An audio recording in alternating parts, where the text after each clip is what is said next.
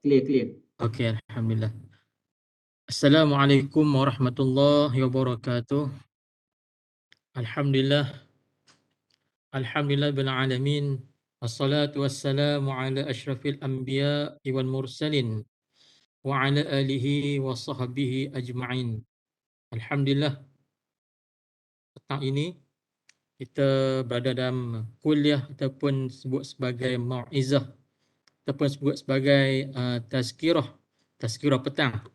Biasa tazkirah waktu malam, waktu petang.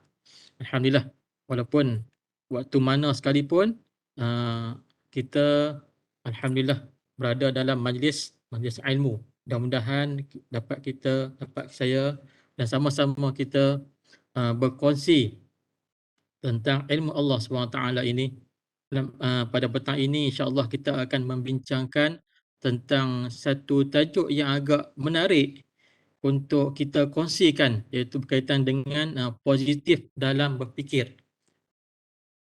Yang mana mau'izah ini merupakan siri yang keempat. Jadi insya-Allah saya akan kupaskan berkaitan dengan positif. Kita lihat definisi positif ni apa? Positif ialah memperlihatkan. Ni kalau kita lihat dalam Dewan Bahasa dan Pustaka, dia kata positif ialah memperlihatkan. Basir, memperlihatkan, mengemukakan, menekankan dan juga sebagainya. Ini maksud positif lah. Maksud fikir ialah menggunakan akal fikiran kita untuk kita menyelesaikan sesuatu. Menurut Dewan Bahasa, dia kata menggunakan akal untuk menyelesaikan sesuatu atau merenungkan, mempertimbangkan dalam pemikiran kita.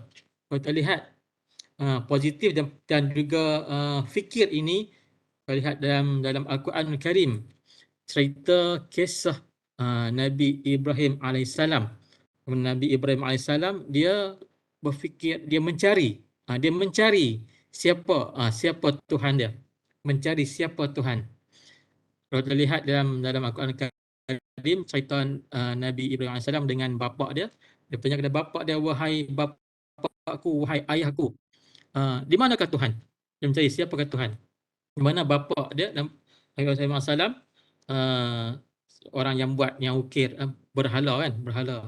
Nabi Ibrahim AS, Allah Ta'ala beri kepada dia berfikir, mencari siapa Tuhan yang sebenar-benarnya, yang menciptakan seluruh makhluk alam ini. Ini Nabi Ibrahim ni dia mencari. Dia melihat matahari, adakah ini Tuhanku? Kan? Dia melihat dan dia berfikir dan mencari kebenaran. Itu berfikir tu. Dalam Al-Quran banyak ayat-ayat tentang berfikir ni. Dalam Al-Quran yang surah Al-Fil pun ada. Kan? Alam tara kai. Adakah tidak kamu melihat, kan? Ayat ini menunjukkan supaya kita melihat, berfikir. Dan Al-Quran sebut juga dalam Al-Quran Al-Karim tentang afala tatafakkarun, afala ta'qilun. Kalau tidak kamu berfikir, kamu tidak menggunakan akal fikiran untuk melihat. Kita lihat macam mana langit yang kita lihat sekarang ni tidak ada tiang, kan? Maksud lihat, berfikir, tengok bagaimana aku mencipta langit yang tidak ada tiang itu, kan? Kita lihat bagaimana batu yang mana batu yang keras itu akhirnya dititik air ke batu itu, lama kelamaan batu yang keras itu akan jadi pecah, akan berlubang, kan?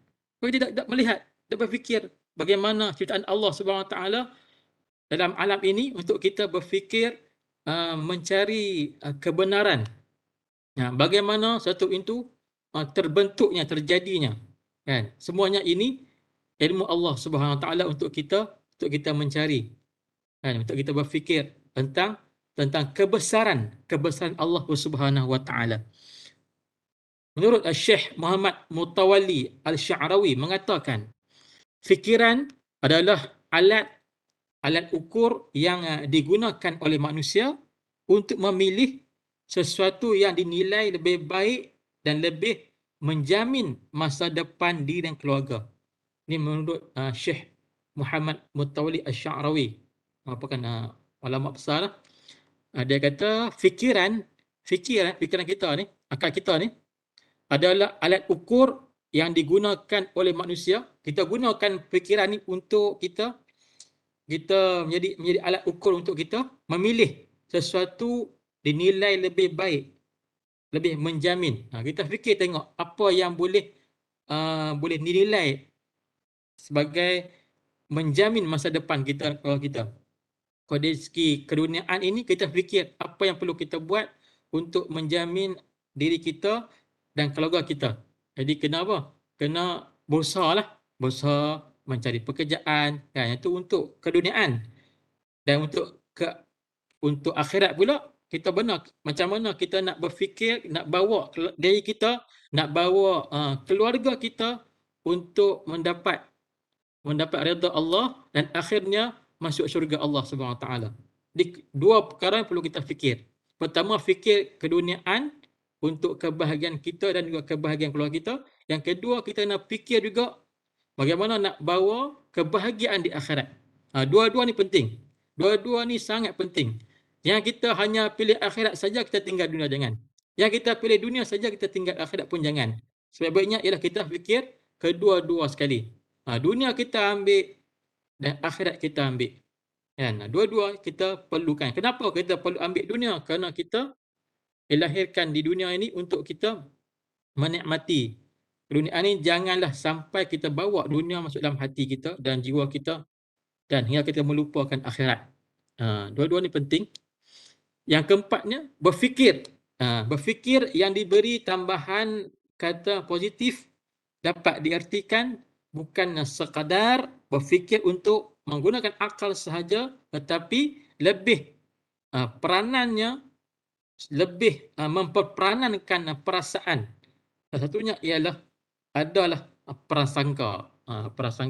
Dan kita dalam diri kita ni kena ada juga sifat prasangka. Ada sangka, ada prasangka, kan.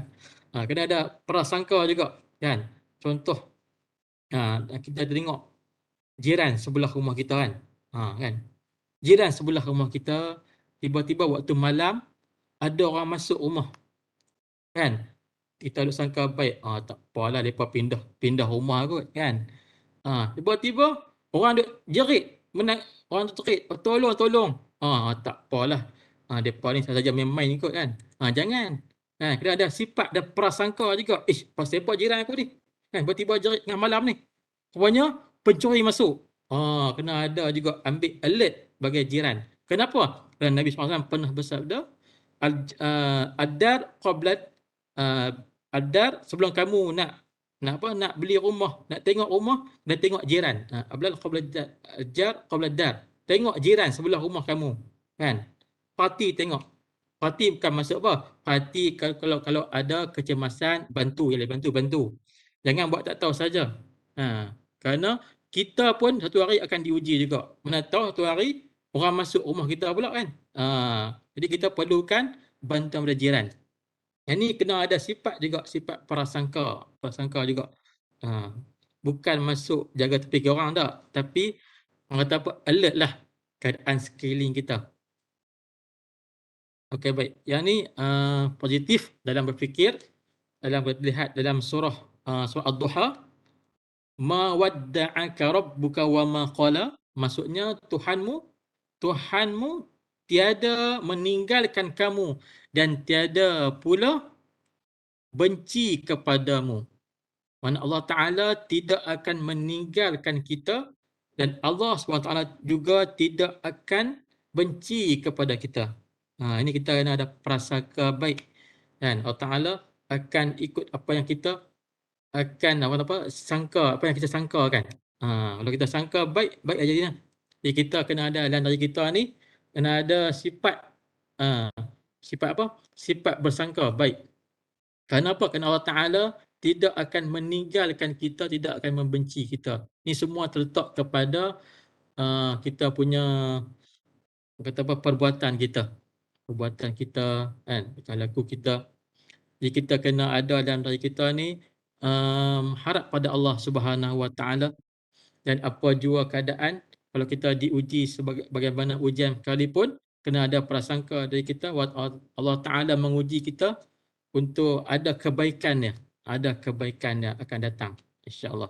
Sebab apa? Allah Taala sebut dalam surah Ad-Duha nya dah, Allah Taala tidak akan meninggalkan kita. Allah Taala juga tidak akan benci kepada kita.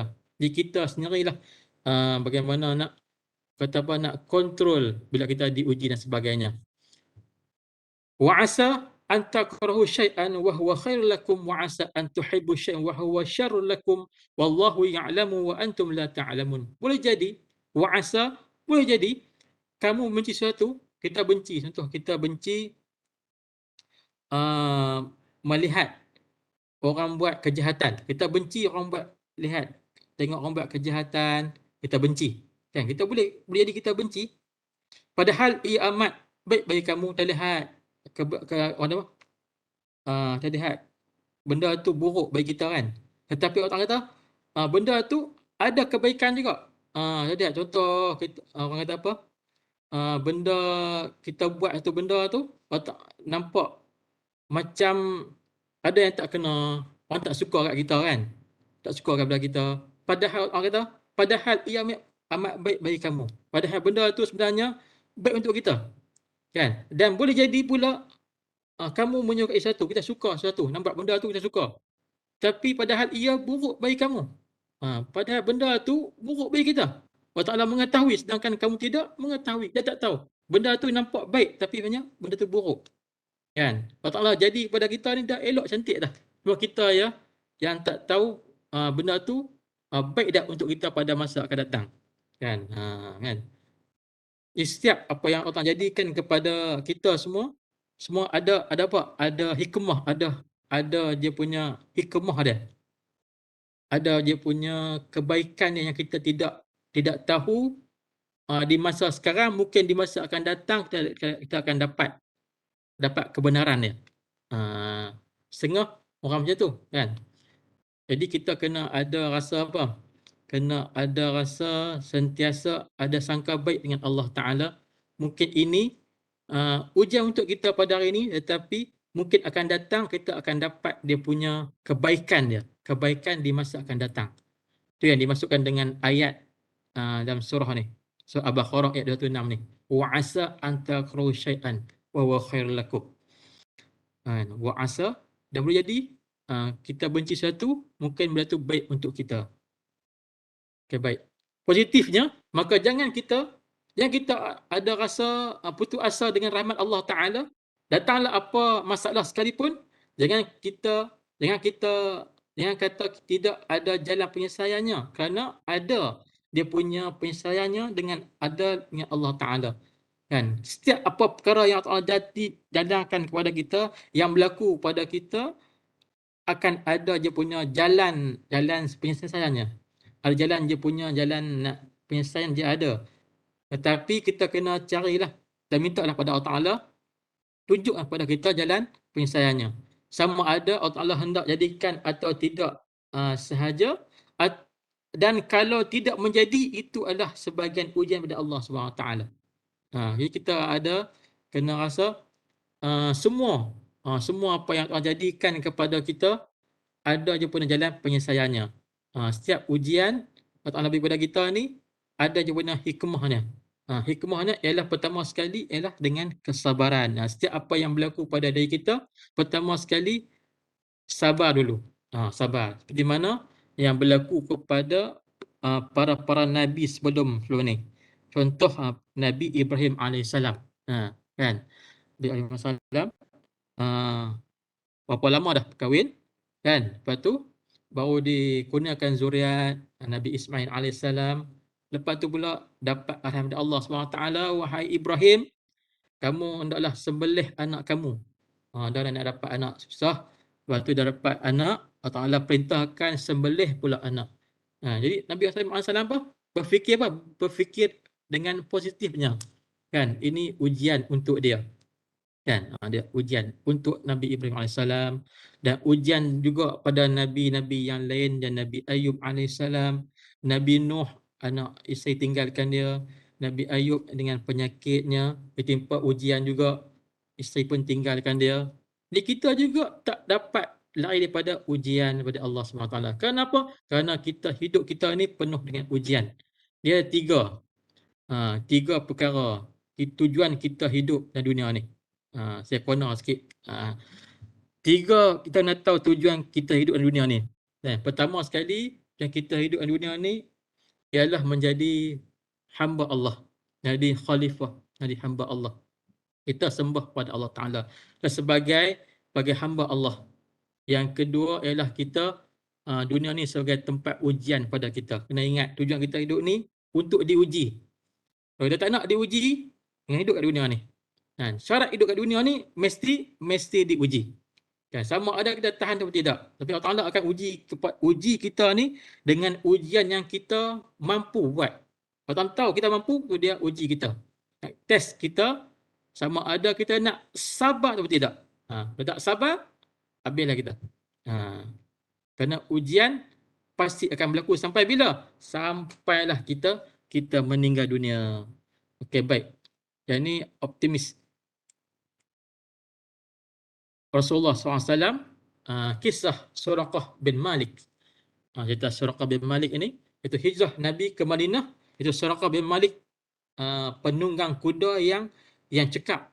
Seorang sahabat yang bernama Suraqah bin Malik ini adalah seorang penunggang kuda yang cekap, yang hebat. Optimis dia, Nabi yakin dan percaya Islam akan tersebar luas. Kemudian Nabi yakin dan percaya Islam akan tersebar luas. Benar janji Nabi SAW diserahkan gelang Maharaja Parsi zaman Khalifah Umar Al-Khattab. Ni cerita-cerita kalau lihat cerita zaman Nabi SAW ni, dia banyaklah kisah-kisah para sahabat ni tentang optimisnya mereka, tentang mereka punya positifnya mereka dalam menerima arahan Nabi SAW dan mereka positif. Contoh dalam kebendaan pula, menawarkan 100 ekor unta betina dengan syarat membawa Imam SAW sama ada hidup ataupun mati. Dan di ganjaran dan tawaran pula gelang Maharaja Parsi Kisra bin Hurmuz. Kemudian umur yang panjang, hidup sehingga zaman Sayyidina Umar Al-Khattab.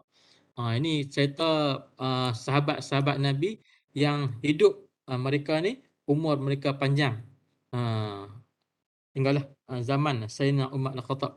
Jadi banyak kisah-kisah para sahabat Nabi SAW tentang mereka ni begitu positif mereka dalam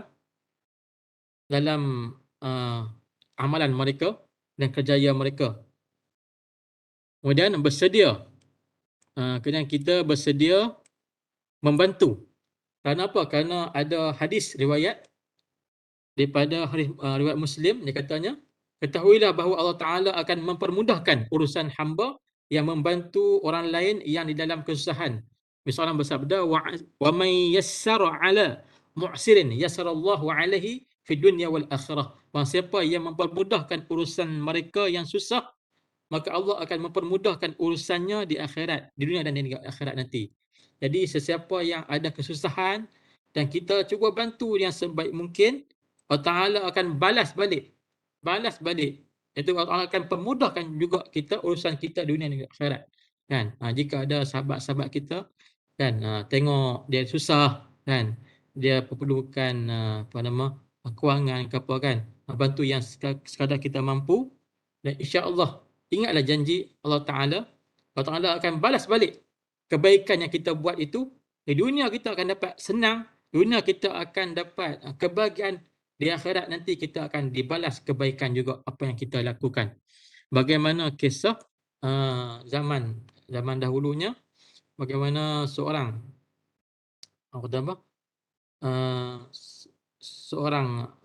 perempuan Yahudi dimasukkan dia dalam syurga kerana apa? Kerana dia bantu binatang, anjing dalam keadaan kelaparan. Dengan asbab dia tu membantu anjing tadi ni Allah Ta'ala bagi kepada dia memudahkan dia masuk dalam syurga Allah Ta'ala. Nampak tak? Ni baru perempuan Yahudi yang membantu seekor anjing. Apatah lagi kita yang buat kebaikan, walaupun sedikit kebaikan yang kita buat, ingatlah ada ganjaran kita di dunia ataupun di akhirat nanti.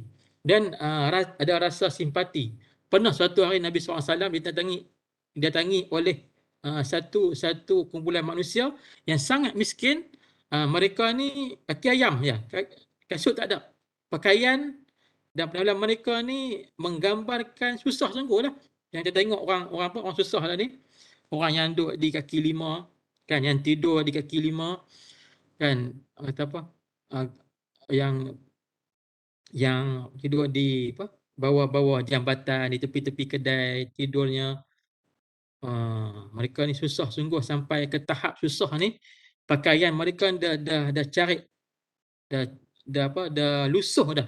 Pakaian pun dah tak macam, orang kata apa, tak macam pakaian yang kita pakai. Orang kata apa, pakaian dah carik habis dah. Baju pun koyak rabak dah. Dia keluar pun dah tak macam seluar dah. Punya susahnya kan. Pada tahap gitu. Jadi apalah salahnya kita bantu setakat mana yang kita mampu, dalam bagi makan kan, beli roti kan, bagi makan pada yang susah kan. Kenapa? Kerana ada hadis riwayat Muslim, berubah wajah Nabi SAW bila mana Nabi melihat keadaan susah yang mereka hadapi. Nabi tengok orang susah ni, Nabi berubah wajah Nabi. Berubah wajah Nabi SAW bila mana Nabi melihat keadaan rakyat yang susah yang mereka hadapi ni, pada tahap gitu. Jadi kita pun kena ada rasa simpati lah. Ada rasa simpati kepada sesama insan, sesama manusia yang agak kekurangan di segi itu.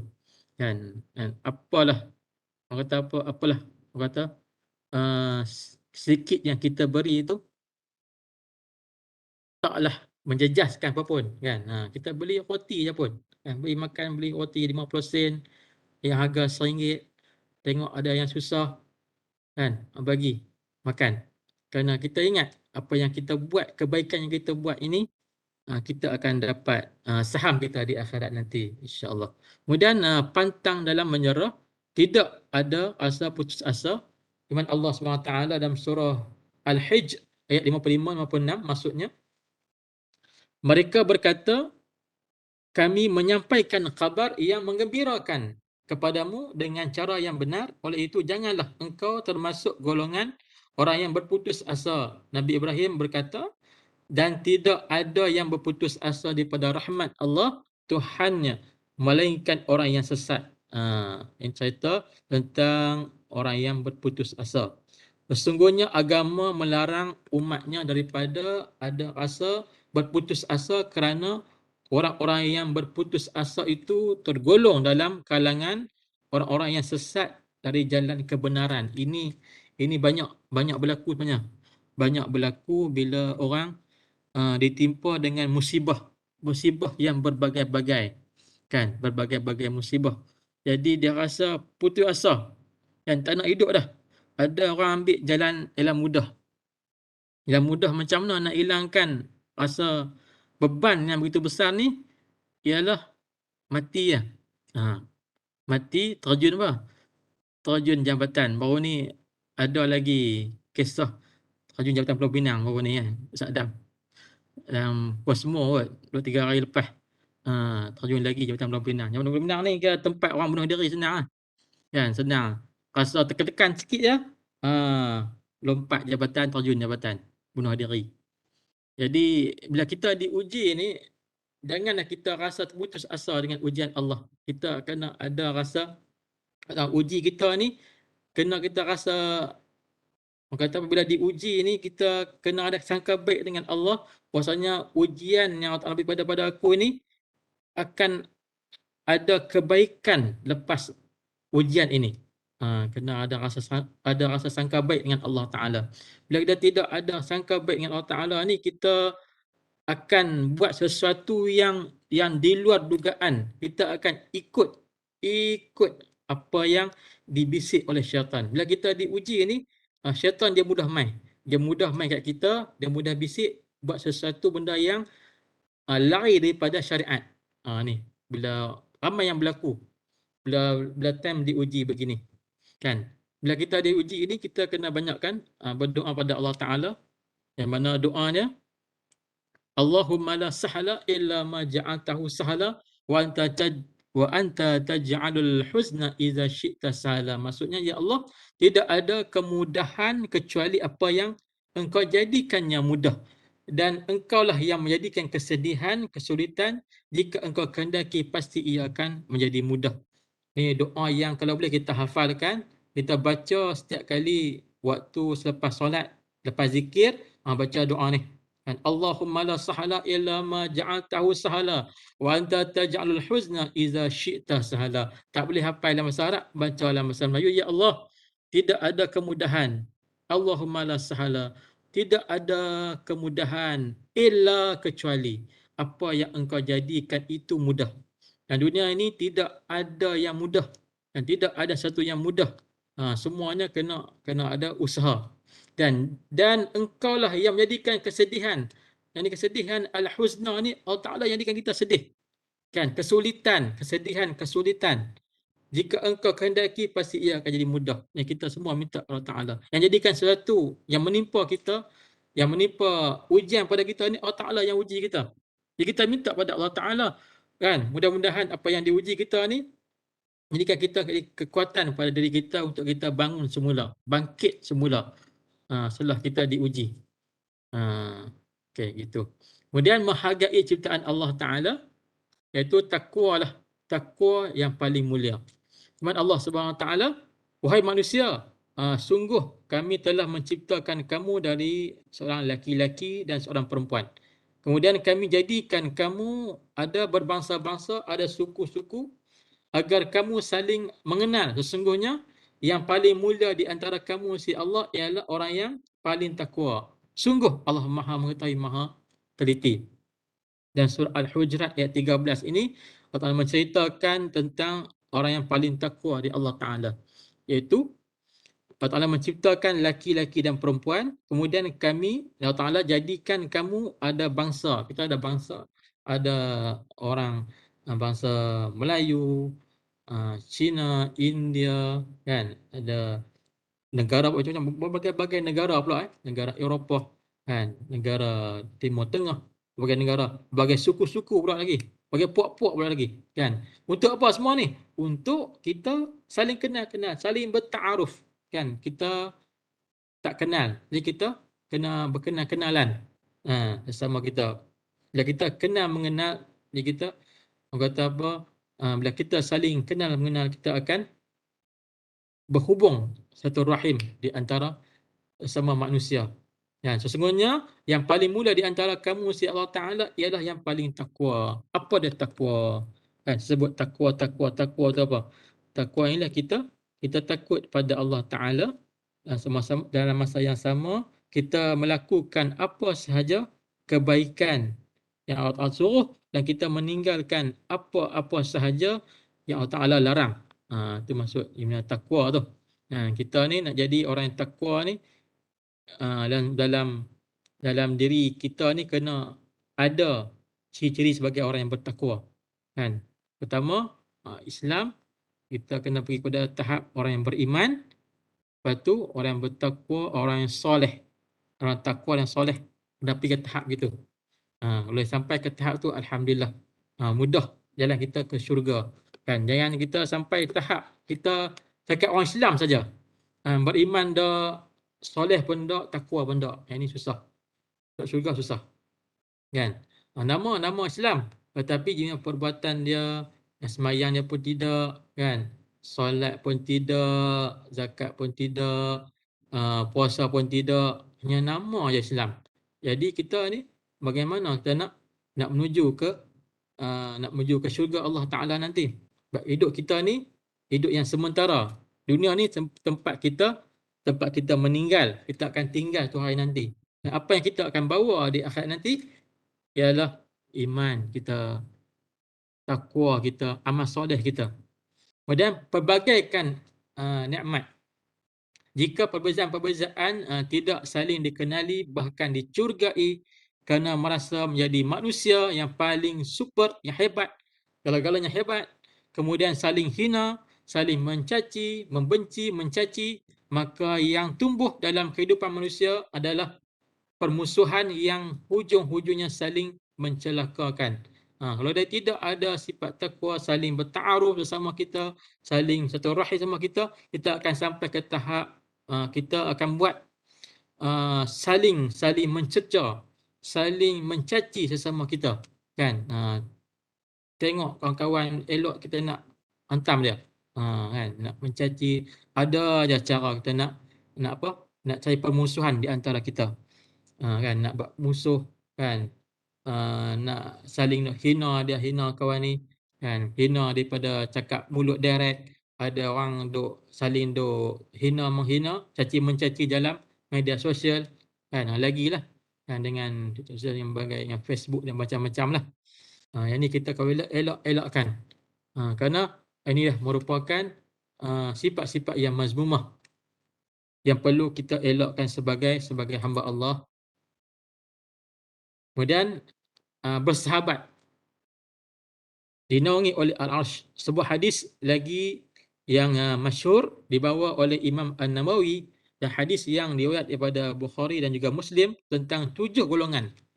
7 golongan yang akan dinaungi Arsh di akhirat nanti. Antara 7 golongan itu suka ditekankan di sini sabdanya Nabi SAW, 2 orang sahabat yang bersahabat kerana Allah. 2 orang sahabat, dia bersahabat, dia berkawan kerana apa? Kerana Allah Ta'ala.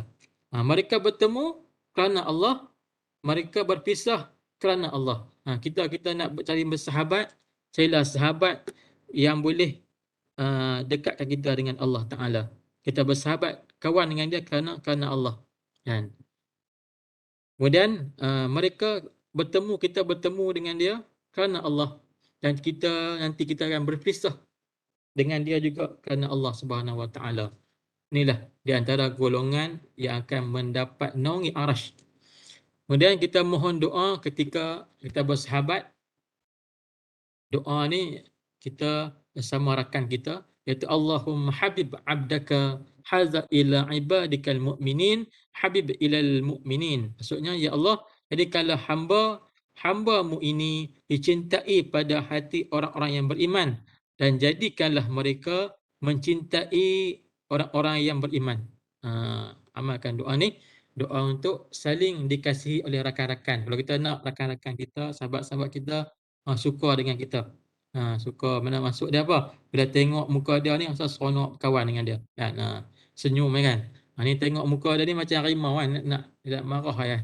Jadi kita bila kita duk marah-marah, kan, hari-hari duk ada sifat marah dengan orang, kan. Ada yang tak kena hak nu nak marah, tak kena hak ni nak marah, kan. Ada yang sifat marah dari kita ni, jadi orang pun tak suka, orang duk jauh dengan kita lah. Kalimah ke jauh. Kawan yang rapat kita akan jauh dengan kita. Kalau kita ada baik dengan orang, kan, dia duduk kat mana pun orang suka dengan kita. Kan, kita lempaklah orang kat mana pun. Letak di negeri Johor ke, letak dekat Sabah ke, lempak kita dekat mana pun orang suka kat kita. Kan, kalau kita baik dengan orang lah. Kalau kita ni ada yang nak cari pasal dengan orang, ada yang nak cari musuh dengan orang, kan, tak kena sikit mula dah tarik muka, kan, marah apa semua. Jadi macam mana orang nak dekat dengan kita, orang suka dengan kita, kan. Jadi kita selalu berdoa lah. Berdoa, Allahumma habib abdaka haza ibadikal mu'minin wa habib ilayya al-mu'minin. Kita minta Allah Ta'ala kita menjadi hamba yang dicintai oleh sahabat-sahabat kita. Dan doa Nabi Yusuf AS pernah berdoa kepada Allah Ta'ala agar dimatikan sebagai Muslim dan dihimpunkan bersama dengan para salihin. Tawaffani musliman wa alhiqni bis salihin. Kan, matilah aku keadaan aku Muslim, alhiqni bis salihin, dan himpunkanlah aku di kalangan orang-orang yang soleh. Dan kita juga minta doa ni. Kenapa doa ni? Kita mati juga bersama-sama kalangan orang Islam, kan, dan kita dihimpunkan dengan para salihin. Kita kalau kita nak boleh tahap sampai orang soleh, dah ramai orang soleh ni mudah untuk kita jalan masuk syurga Allah Subhanahu Wa Taala. Okey, baik. Jadi kita masa lebih kurang dalam 3.40, nak cerita sikit satu kisah tentang orang yang diuji oleh Allah Subhanahu Wa Taala ni. Dia diuji bagaimana dia nak apa? Dia nak kontrol diri dia tu. Dengan begitu ujian yang hebat pada diri dia. Kisah seorang sahabat Nabi, saya tak ingat nama dia. Suatu hari dia bagi tahu pada ibu dia, dia nak buat ibadah, nak jauh pada orang, nak buat ibadah pada Allah Taala, nak tumpu pada ibadah, dan dia nak menjauhi daripada orang, kan. Jadi dia beritahulah pada ibu dia minta izin, ibu, saya nak bina satu pondok di atas bukit sana, nak jauh daripada orang, saya nak buat ibadah pada Allah Taala. Jadi ibu dah izinkan, dia buatlah ibadah. Jadi dia duduk lama-lama kelamaan, jadi ibu dia ni rasa rindu dengan dia, kan. Kita pun dah duduk jauh dengan mak ayah kita, kita pun mak ayah kita akan rasa rindu juga dengan kita, sama juga, kan. Jadi mak dia ni rasa rindu, dia pun pilah kat kat anak ni. Pergi jumpa anak dia, jadi bagi salam, kan. Assalamualaikum, sampai 3 kali bagi salam, kan. Anak dia tu, dia biasa dia 24 jam buat ibadah, kan. Ibadah saja. Ketika ibu dia tu memberi salam, dia ketika itu sedang sembahyang sunat. Kita ni sebagai orang Islam ni, kalau kita tengah sembahyang sunat, segi hukum dia ni, tengah sembahyang sunat, bila ibu kita panggil kita, kan, contoh panggil Ustaz Adam, kan, contoh, kan. Jadi kita wajib menyahut seruan ibu kita bila kita sembahyang sunat. Kalau sembahyang wajib tak boleh lah. Sembahyang sunat kita wajib stop sembahyang sunat tu. Wajib kita seru, panggil ibu kita tu. Kena stop sembahyang, kena pi kat ibu kita. Dia panggil kita, kena pi kat dia. Tahap tu. Jadi ibu dia panggil 3 kali. Dia dengar panggilan ibu dia. Ibu dia panggil 3 kali, dia dengar, kan. Dia dengar panggil ibu dia panggil dia buat tak tahu. Dia teruskan juga sembahyang. Jadi ibu dia pulang, balik ke rumah balik. Selang 3-4 hari pula, ibu dia pi lagi, jumpa dia lagi, kan, bagi salam lagi. Jadi dia tak jawab salam juga. Jadi ibu dia terasalah pada 2-3 kali pi nak jumpa si anak ni. Bukan sahaja nak pergi jumpa anak dia, ibu dia ni siap masak lagi. Siap masak kegemaran lagi. Kalau di orang Pulau Pinang suka makan kari, kan. Bawa kari kepala ikan, kan. Contoh, kan. Bawa kari kat anak dia. Kesukaan favorite anak dia tu. Kan, bau masak, si ibu ni masak kegemaran anak. Bila sampai ke rumah anak, pada si anak ni tak jawab salam. Apatah lagi nak buka pintu. Kan, jadi si ibu ni terasa lah, kan, dia terasa, pasal apalah anak aku ni tak jawab salam langsung, kan, nak buka pintu pun tidak, aku dah main jauh, kan. Jadi pada tahap tu, si ibu ni jangan kita kalau buat apa sekalipun kat mak ayah kita, jangan sampai mak kita ni doa yang bukan kat kita, kan. Kita buat macam mana pun janganlah sampai tahap mak kita ni dia angkat tangan dia doa kat kita pelik-pelik, jangan. Bila dia doa sahaja, terus jadi. Tak jadilah tu, jadi lepas tu. Tak jadi hari ni, jadi esok. Kan, jangan. Sampai dia ni diuji ni. Sahabat ni dia diuji. Sampai datanglah satu fitnah kepada dia. Menyatakan dia ni telah mengandungkan si perempuan ni. Padahal dia pun duduk kat rumah je pun. Bagaimana dia nak mengandungkan si perempuan ni yang dia tak kenal? Sampai tahap gitu. Jadi kita ni, bila kita diuji berbagai ujian, kita kena lihat kembali apa salah aku buat, kan. Bila kita lihat balik apa yang salah yang kita buat, kita akan ingat keburukan kita itu, kita minta ampun pada Allah. Ya Allah, mungkin ini salah aku buat. Kita apa nak kita buat? Yang pertama sekali, kita istighfar lah. Astaghfirullahalazim, ya Allah. Mungkin pasal ni kot Allah Ta'ala datang ujian pada aku, kan? Mungkin kita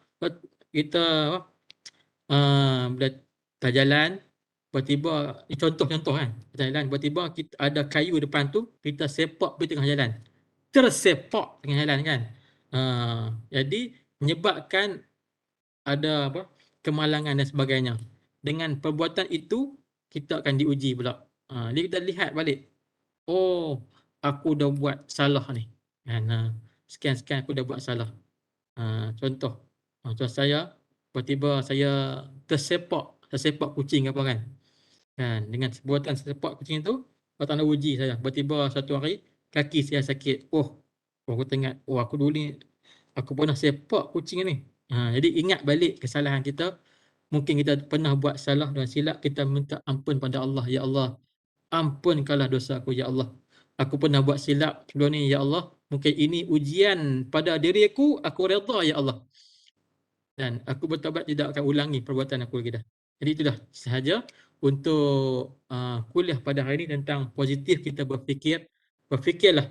Gunakan akal fikiran kita, berfikir yang baik. Fikiran, kita fikirkan kejadian kebesaran Allah Subhanahu Wa Taala, dan fikirkan juga perbuatan kita, diri kita, apa yang kita dah buat, lakukan. Contoh, selama ini kita hidup 38 tahun, hidup 40 tahun dah.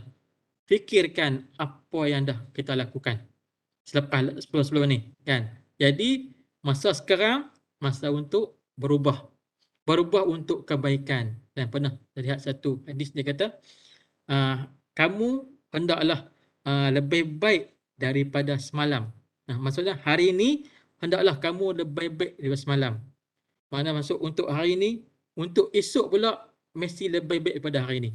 Janganlah kamu hari ini lebih teruk daripada semalam.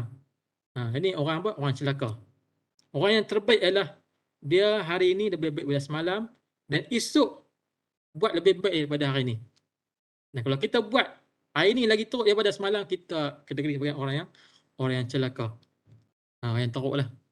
Okey. Itu saja untuk perkongsian saya untuk petang ni. Silakan pada Ustaz Adam. Ustaz.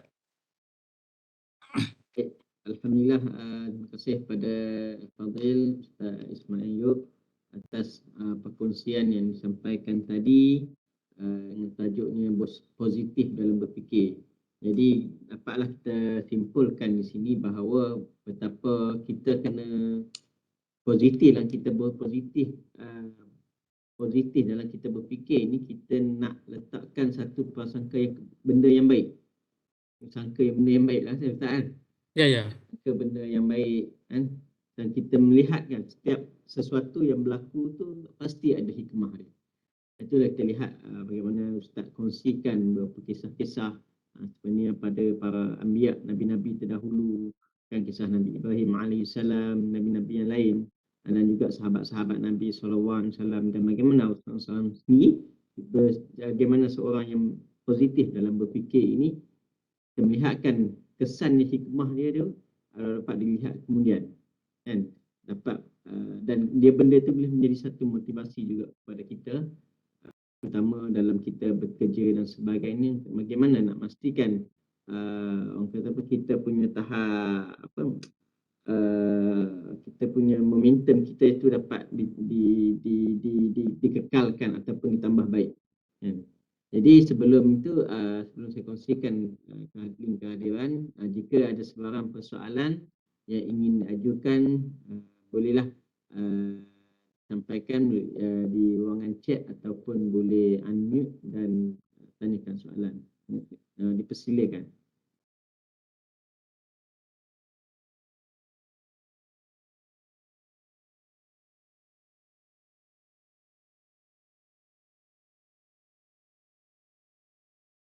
Jika ada soalan boleh chat, boleh tulis di ruangan chatting.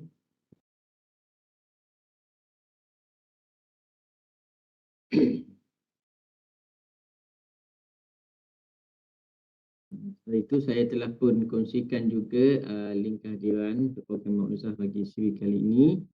Yang mana boleh isi. Okay. Ada soalan? Yang tengah type dan sebagainya. Okay, baik.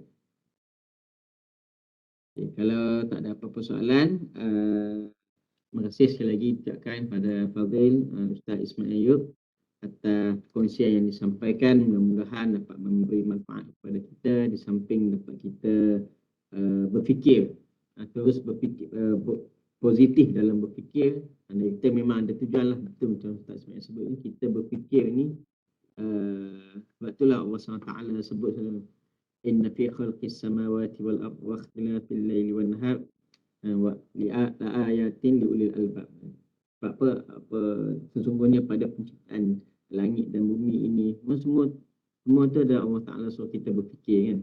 Berfikir terus tengok macam mana daripada berfikir inilah natijahnya kita melahirkan mengukuhkan keimanan kita kepada Allah Subhanahu Wa Taala, dan juga dalam masa yang sama juga kita boleh mencari solution dalam kehidupan kita. Allah Ta'ala ilhamkan kepada kita untuk cari solusi atas setiap masalah yang berlaku dalam kehidupan kita. Mungkin itu ada solusinya dengan izin Allah Subhanahu Wa Ta'ala. Jadi orang yang beriman ini dia akan sentiasa berfikiran positif untuk memastikan terus berjaya sesuailah dengan penciptaan kita, tujuan matlamat penciptaan kita sebagai khalifah di atas muka bumi Allah SWT ini, insya-Allah.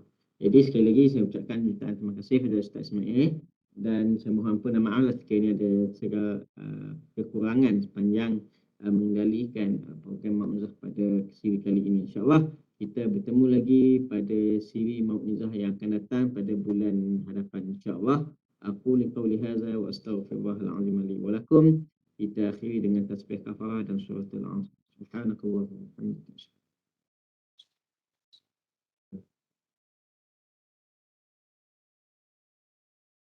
Wabillahi taufiq hidayah. Wassalamualaikum warahmatullahi wabarakatuh.